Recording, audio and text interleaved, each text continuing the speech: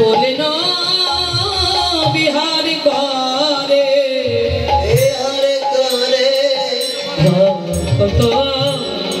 ভক্ত মণ্ডলী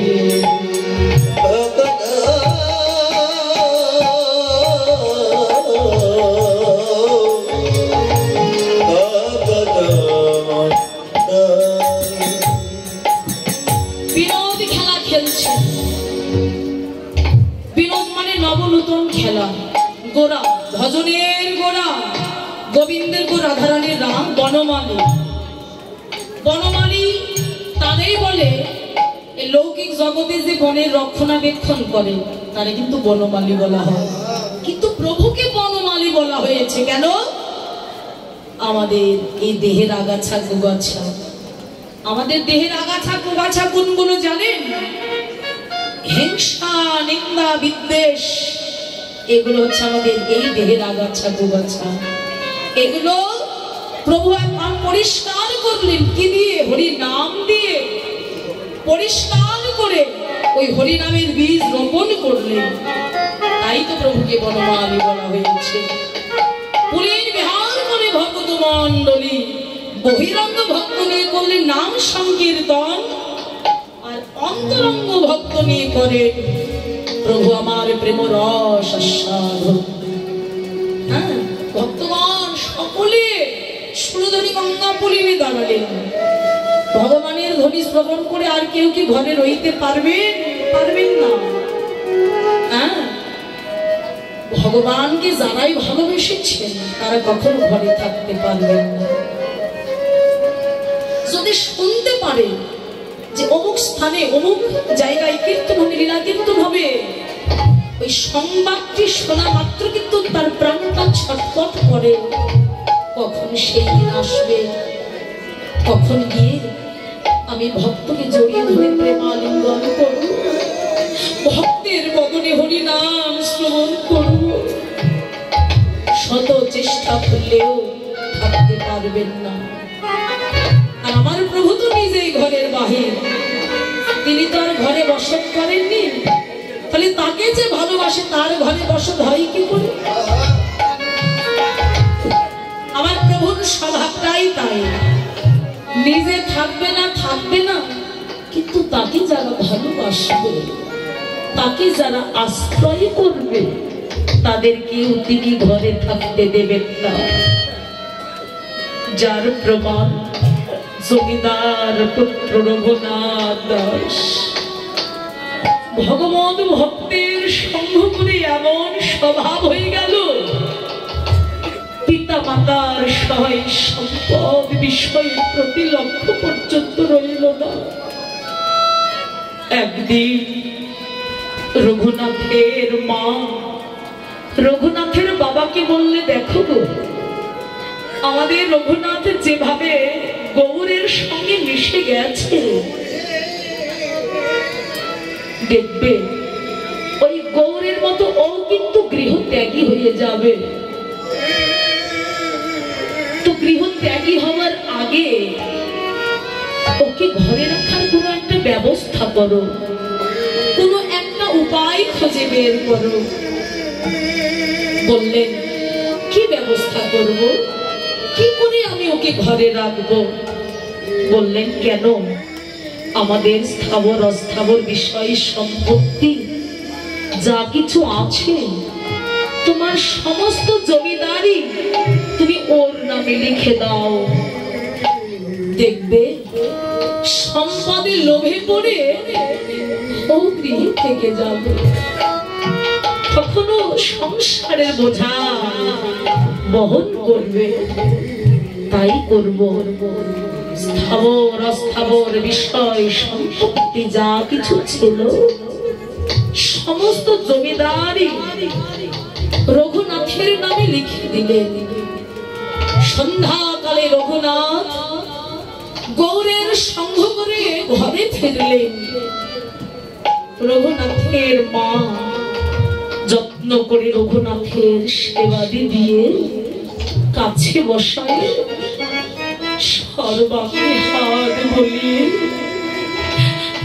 আদর করতে লাগলেন। বাবা রে,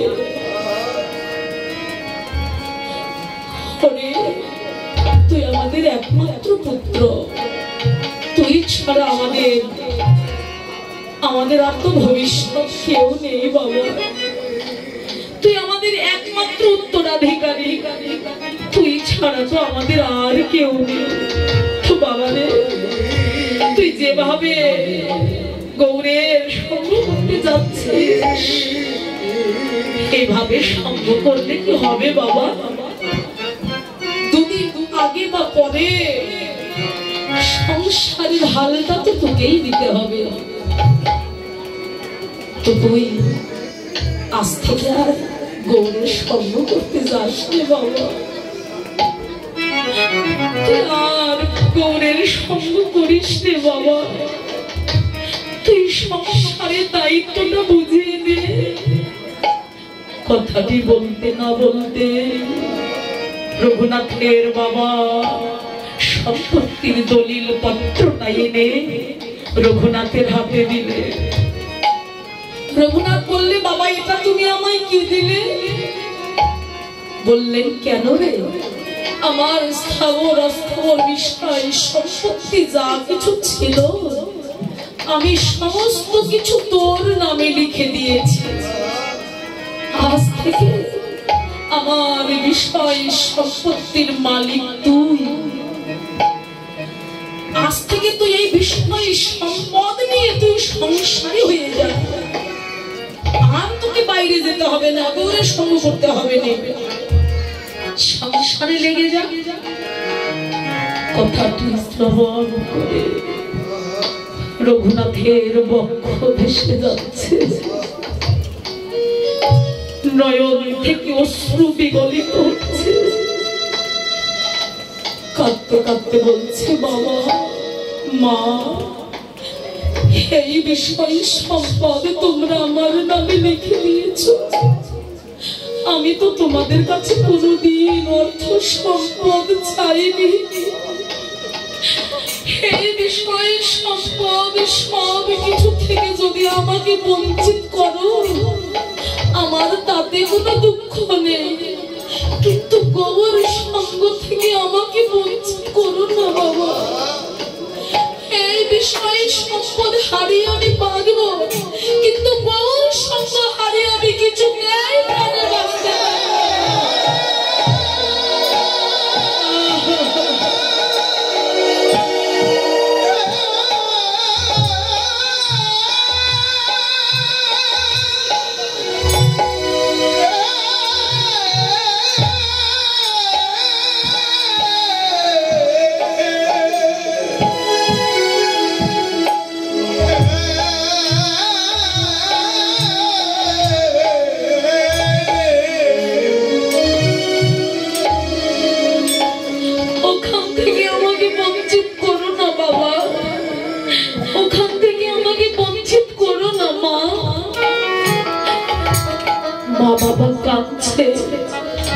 সব পিতা মাতাই কিন্তু সন্তানের মঙ্গল চায়। কোন পিতা মাতা কি চান যে আমার সন্তান বাহিরে যাক, আমার সন্তান যেন ভালো থাকে, মঙ্গলে থাকে? সবাই কিন্তু এটাই চান। বলে ছেলে বলে কি, ছেলে আমাদের বলে কি? মা বাবা কাঁদতে লাগলো, পিতা মাতার ব্যাকুলতা সইতে পারল না। বলে, বাবা মা, তোমরা আমার জন্য কাঁদছো? ঠিক আছে বাবা, তোমরা আর কেঁদো না। তোমরা যখন চাইছো আমাকে গৃহবন্দী করতে, আমি আর কোনোদিন গৌরের সঙ্গ করব না। আমি আর কোনোদিন এই ভগবান ভক্তের সঙ্গ করতে যাব না। আমি গৃহে থাকবো, আমি আর কোথাও যাব না পিতা, আমি আর কোথাও যাব না মা। মা বাবা এবার সুস্থ হলেন। বাবা মা একদিন গেল, দুদিন গেল, এইবার 3 দিনের বেলায় আর সময় কাটছে না, সময় আর কাটছে না। একদিন দুদিন গত হয়ে গেছে, আর কি ভালো লাগে? এই জগতে আমরা সবাই একটি কথা বলি যে মেঘাচ্ছন্ন দিন বড় দুর্দিন। আমরা কিন্তু সকলে বলি, তাই না? মেঘাচ্ছন্ন দিনটা বড় দুর্দিন। কিন্তু মেঘাচ্ছন্ন কি দিনটাই দুর্দিন হয়? না গো না, আমাদের শাস্ত্র বলছে মেঘাচ্ছন্ন দিন নহে তো দুর্দিন, কৃষ্ণ কথাবিহীন জীবের সেই দিন বড় দুর্দিন। জগতে যারা হরি নামের কামা, যারা কৃষ্ণ নামের কামা, দেখবে তাদের জীবনে একদিন যদি হরি কথা শ্রবণ স্মরণ যদি না হয়, একদিন যদি ভগবত ভক্তের সঙ্গ না হয়, তাদের কাছে মনে হয় আমি কতদিন ধরে ভক্ত সঙ্গ করি না, আমি কতদিন ধরে ভগবানের লীলা কথা শ্রবণ করতে পারি না। তাদের কাছে যে কত বড় দুর্দিন হয়ে দাঁড়ায় একমাত্র তিনি জানেন। তো রঘুনাথ মার কাছে এসে বলছেন, মা আমি ঘরে ঘুমাতে গেলে ঘুম আসে না মা। মায়ের মন তো, মা বুঝতে পেরেছেন আসলে ওর তো ঘুম নয়, ওর মনে অন্য কোনো ভাবনা আছে। জগতে সন্তানের মনের কথা কেউ বলতে না পারলেও, বুঝতে না পারলেও একমাত্র গর্ভধারিণী মায়েরাই বুঝতে পারে। মা ছাড়া সন্তানের মনের কথা যে কেউ বুঝতে পারে না গো। বলে না মা, মা আজকে আমি মন্দিরের বারান্দায় গিয়ে ঘুমাবো, আমার ঘরে ঘুম আসে না মা। মা বললেন, কেন রে? আমার ঘর থাকতে তুই মন্দিরের বারান্দায় ঘুমাবি কেন? বলে মা আমার ঘরে ঘুম আসছে না, আমার একটি কথা রাখো। শেষে মা বললেন, আমাদের আবার ছেড়ে যাবি না তো? দেখুন, না বলার আগেই কিন্তু মা বুঝতে পেরেছেন যে ও আমাদের ছেড়ে যাবে। বলে না মা, তুমি কি পাগল হয়েছ? আমি তোমাদের ছেড়ে কোথাও কোনোদিন যাব না। ঠিক আছে, তুই যা বলছিস তাই হবে। এবার রঘুনাথ মন্দিরের বারান্দায় গিয়ে ঘুমানোর ভান করলেন আর লক্ষ্য করতে লাগলেন বাবা মা কখন ঘুমে অচেতন হয়। যেমনি গভীর রাত্রিতে মা বাবা ঘুমে অচেতন হয়েছে, অমনি জমিদার পুত্র রঘুনাথ দাস দিনহীন এক কাঙালের বেশে হা গবুর হা নিতাই বলতে বলতে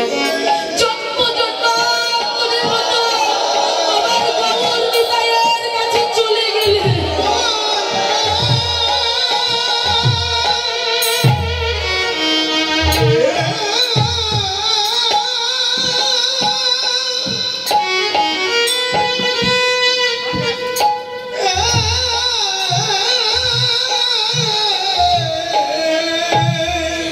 ছোট্টে ছোট্টে গোবর নিতাইয়ের দুটি ছোড়ো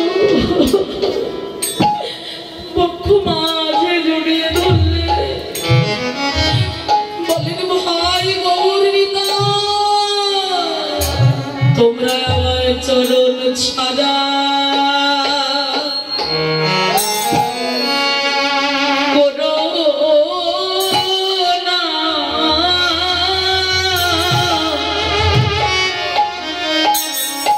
করোনা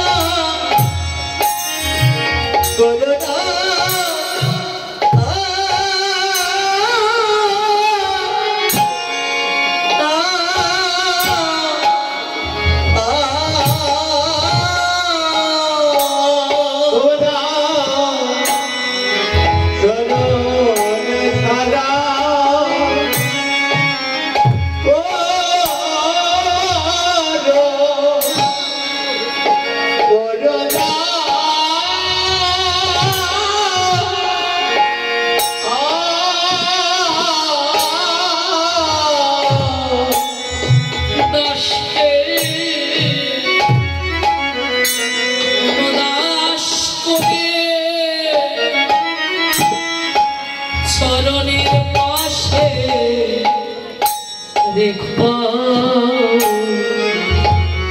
আমায় চরণ ছাড়া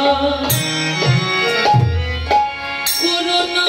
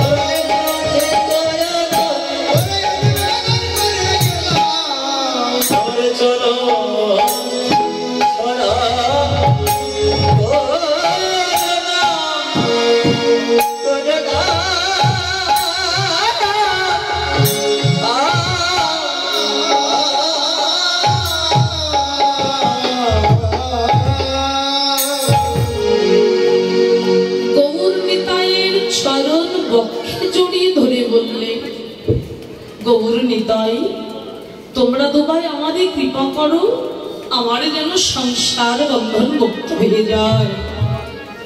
প্রভু বললেন রঘুনাথ একান্তই যদি ঘরে ফেরার ইচ্ছা তোর না থাকে তাহলে তোরে সাধুগুরু বৈষ্ণবকে ডেকে সাধুগুরু বৈষ্ণবের সেবা দিতে হবে, দধি চিরা দিয়ে মহোৎসব করতে হবে।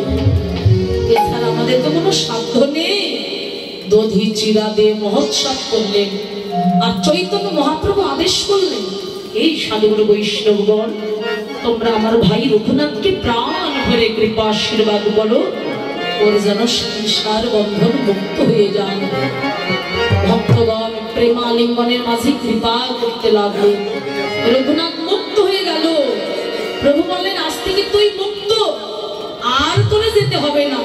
যতদিন আমি এই নদিয়ায় লীলা বিলাস করব তোদের সঙ্গে করে আমার ভক্তদের সঙ্গে করে হরিনাম সংকীর্তনের খেলা করে আমরা আনন্দে জীবন যাপন করবো। হরি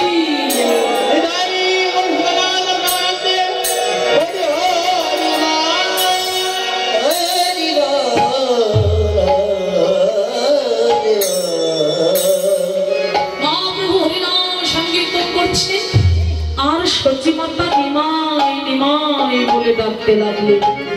অন্তর্যামী ভগবানের কর্ণে মায়ের ডাক পৌঁছে গেল। মায়ের ডাক শোনা মাত্রই বিনয়াব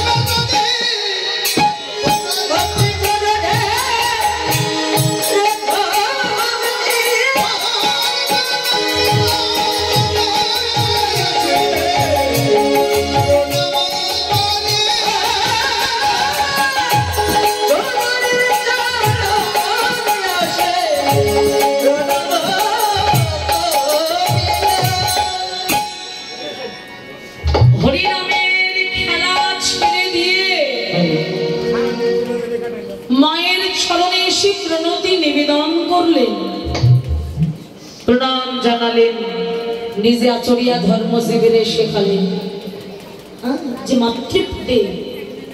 মাতৃপদে আমাদের ভক্তি রাখতে হবে। আদিগুরু হলেন আমাদের পিতামাতা। সকল সন্তানের উচিত পিতামাতার চরণে প্রণাম করা, পিতামাতার সেবা যত্ন করা। পরীক্ষিত এই জন্য এই গান বলেছেন যে যতই যাও না মন্দির মসজিদ, যতই করো গঙ্গা স্নান, বাবা মাকে ভালো না বাসলে হয় না কিছু ভগবান। বাবা মা যে সবার সেরা এ জগৎ সংসারে, তাদের সেবা করলে পাবে সকল দেবতারে। তাদের মতো গুরুজি আর নেই তো কোনো ভগবান। বাবা মাকে ভালো না বাসলে হয় না খুশি ভগবান। তোমায় বুকে জড়িয়ে ধরে কত কষ্টে মানুষ করে, সেই বাবা মার দুচোখের জল প্রভু যেন না ঝরে। এই পৃথিবীর মাঝে আসা ওই বাবা মার জন্য, তাদের চরণ করলে পূজা তোমার জন্ম হবে ধন্য। যেতে হবে না গো তোমার ওই ধর্মমূর্তি তীর্থস্থান। বাবা মাকে ভালো না বাসলেই হয় না খুশি ভগবান। এখনকার তো অধিকাংশ ছেলেরা স্ত্রী বিশেষজ্ঞ। স্ত্রী পেলে আর মায়ের দরকার হয় না। কিন্তু কোন ছেলে যদি একবার ভাবে যে মা আমার জন্য কি করেছে, তাহলে সে মাকে আসলে বসে রাখত, সেই মাকে আর সম্মান দিতে যাবে না। বৌমা বলছে ছেলেকে, হয় তোমার মা বাড়ি থাকবে, না হয় আমি বাড়ি থাকবো, তুমি কাকে রাখবে বলো। ছেলে ভাবলো মা তো বৃদ্ধা হয়ে গেছে, চলে যাবে, তুমি বাড়ি থাকো, আমি আমার মাকেই রেখে আসছি। বৃদ্ধা রমণী সন্ধ্যাগত সময়ে মাকে মাথায় করে ঝুড়িত করে সুন্দর বনে নিয়ে যাচ্ছে। কেন? বাঘের মুখে দিবে তাই। আকাশে প্রচন্ড মেঘ, গড়গড় করে শব্দ হচ্ছে। মা বুঝে নিয়েছে আমার সন্তান আমাকে মৃত্যুর পথে এনেছে। সুন্দরবনে পাশে একটা বাড়ি, মাকে গাছের তলায় নামিয়ে দিয়ে বলছে, মা তুমি বসো, আমি যাই। জনম দক্ষিণী মা খোকার হাত বলছে, খোকারে তুই আমায় রেখে যাচ্ছিস বাবা, যাচ্ছিস যা, কিন্তু শেষবারের মতো মা বলিয়া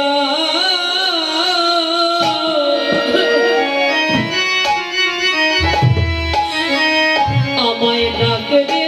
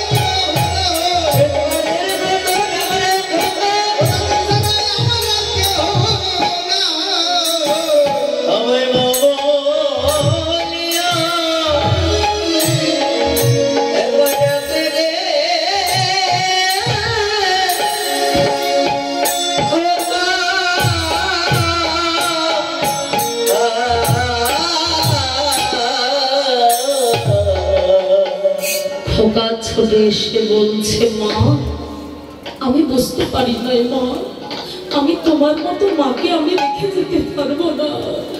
এই তো প্রেম, এই তো বাৎসল্য ধারা। প্রেমের কি তুলনা হয়? মায়ের প্রেমের কখনো কোনোদিন তুলনা হয়? তিনি মায়ের অঙ্গ ধরা দেখে নিতাইকে ডেকে বলছে, নিতাই আমার নিমায়ের অঙ্গে তো ধরা কেন রে বাপ? কত সুন্দর করে আমি সাজিয়ে দিয়েছিলাম। বলে, মা তোমার নিমায়ের অঙ্গে ধরা কেন জানো মা? তোমার নিমাই আজকে কি করেছে? মা সুরধনী গঙ্গাপুরিনে গিয়ে আজ অন্তরঙ্গ ভক্ত পেয়েছে। মনের আনন্দে আজ ভক্তগণকে সঙ্গে পেয়ে ধুলায় গড়াগড়ি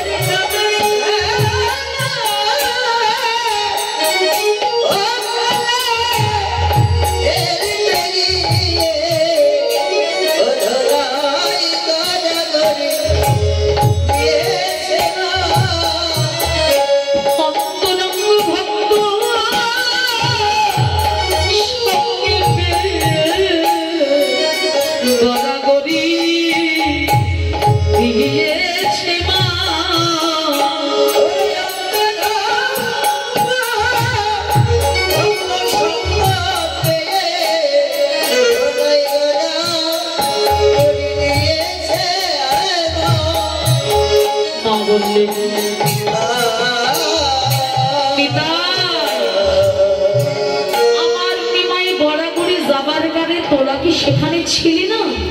বলে, মা আমরাও ছিলাম। বলে, আমার নিমাইকে তোমরা ধরে রাখলি না কেন? বলে, শোনো মা, আমরা ধরে রেখেছিলাম, ধরেছিলাম, কিন্তু কার বাধারা কে না ধরে?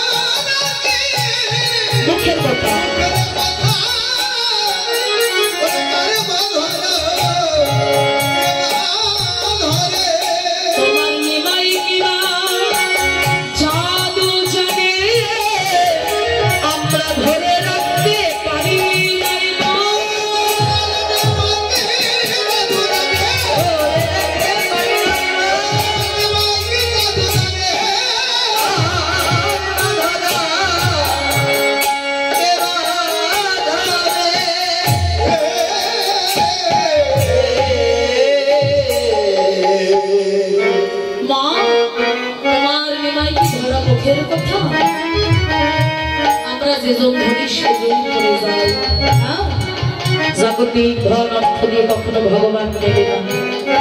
যার যত কিছুই থাক, বিদ্যা বুদ্ধি ধন জন অর্থ প্রতিমূর্তি আভিজাত্য রূপ থাক যৌবন থাক, কিন্তু পূর্ণ সাধন ভজন যদি অন্তরে না থাকে, প্রেমার ভক্তি যদি না থাকে, কেউ কোনোদিন আমার ভগবানকে লাভ করতে পারবে না। বিনা প্রেম ছে নাহি মিলে নন্দলালা, প্রেম বিনে ভক্তি বিনে কখনো ভগবানের কৃপা হয় না। তাই তো ধোলায় ধূসরায় অঙ্গ গদ গদ মা,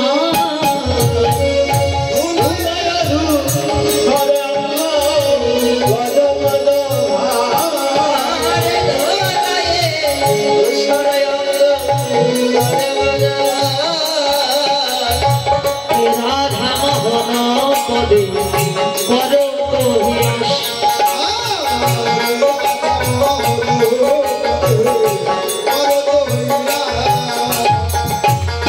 চরণ বঞ্চিত করুণা,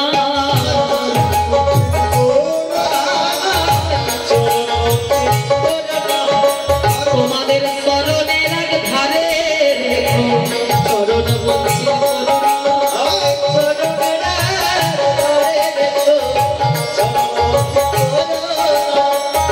রাধা মোহন পদে করো কহিয়াস,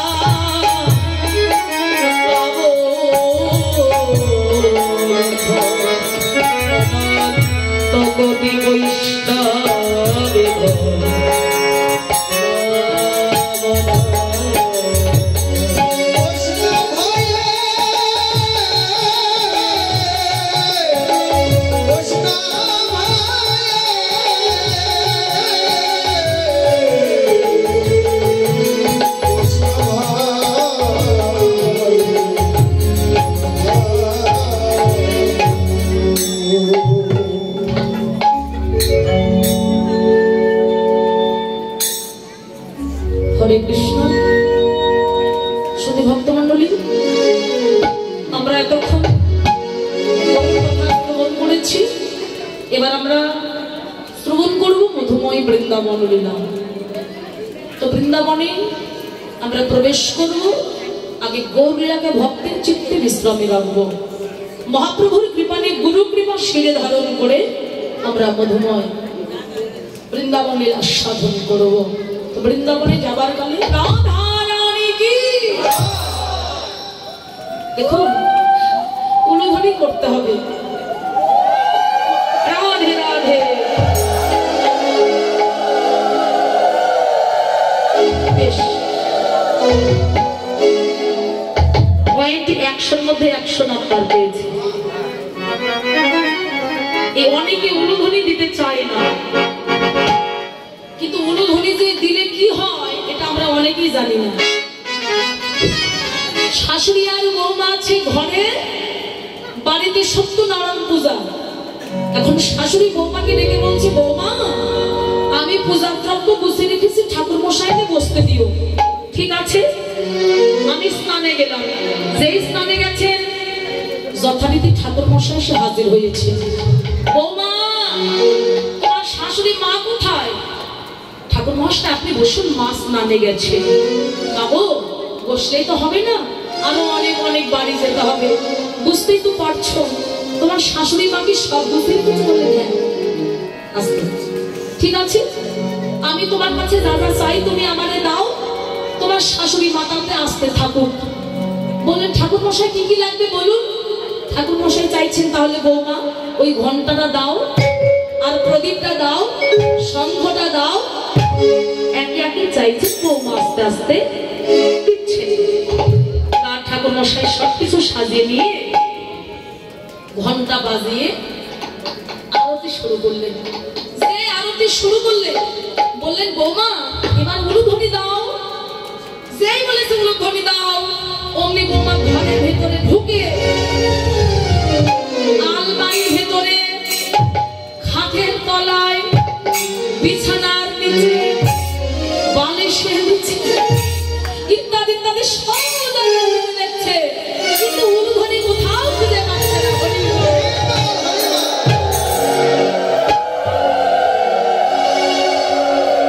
উলুধ্বনি কোথাও খুঁজে পাচ্ছে না। তাই তো ঠিক সেই সময় শাশুড়ি মা স্নান করে ফিরেছেন। বললেন বৌমা তুমি পাগলের মতো ঘরে কি খুঁজছো বৌমা? বললেন মা আপনি সবকিছু গুছিয়ে রেখে গেছেন, কিন্তু উলুধ্বনিটা আপনি কোথায় রেখে গেছেন সেটা আমি খুঁজে পাচ্ছি না। বললেন হায় হায় তোমার মা তাহলে কিছুই শেখায়নি, খালি খেয়েছো। এই জন্য বলি বিয়ের আগে সবকিছু মেয়েদের শেখাবে। কুমারী বোনরা তোমরা অনেকে আছো, বিশেষ করে রান্নাটা ভালো শিখতে হবে। হ্যাঁ বিশেষ করে রান্নাটা ভালো শিখতে পারলে বলবি যে না বৌমা আর কাজে পারুক না পারুক রান্নাটা ভালো করে। নইলে মা মাসিকে কথা শোনাবে। তোমার মা কিছু শেখায়নি, উলুধ্বনি কোনো বস্তু না, ওটা সবার নিজ নিজ কোথায়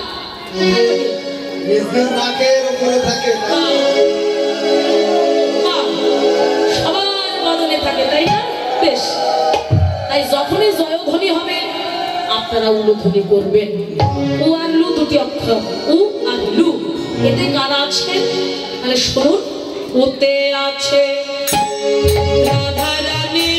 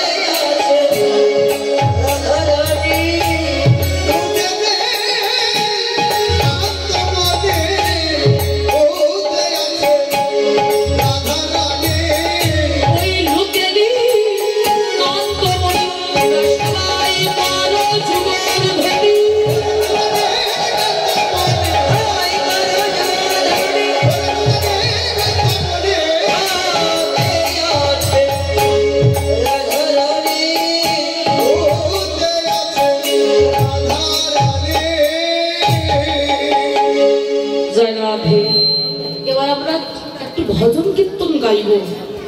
বৃন্দাবনে যাওয়ার সময় তো আনন্দ করতে হয়, হ্যাঁ সবাই আমরা আনন্দ করব, প্রতিবাহত্য করব, হাতে করতালি। অনেকে আবার বিরক্ত মনে করেন, কীর্তনীয়রা কীর্তন করে বাহু তুলতে বলে, করতালি দিতে বলে। দ্রৌপদীর বস্ত্রহরণ লীলা আপনারা নিশ্চয়ই শুনেছেন। ভগবান সেদিন ভক্তকে রক্ষা করেছিলেন, হাজার হাজার বস্ত্র দান করেছিলেন। হাতে করতালি কেন?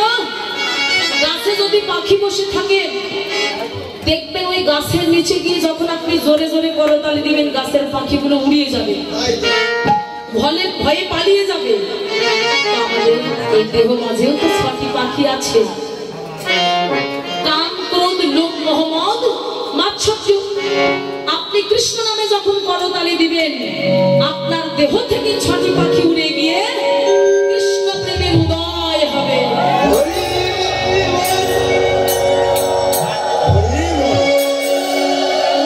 এবার দয়া করে আপনারা দুই বাহু তুলবেন, হাত তুলবেন।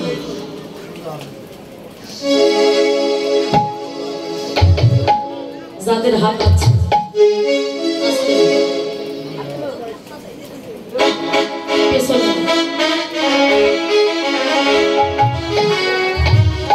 অনেকে এক হাত তুলেছেন, ভোটে দাঁড়িয়েছেন নাকি? সকলে ভজন কীর্তন করবো। রাখাল রাজা তালে তালে একসঙ্গে দিবেন। রাখাল রাজা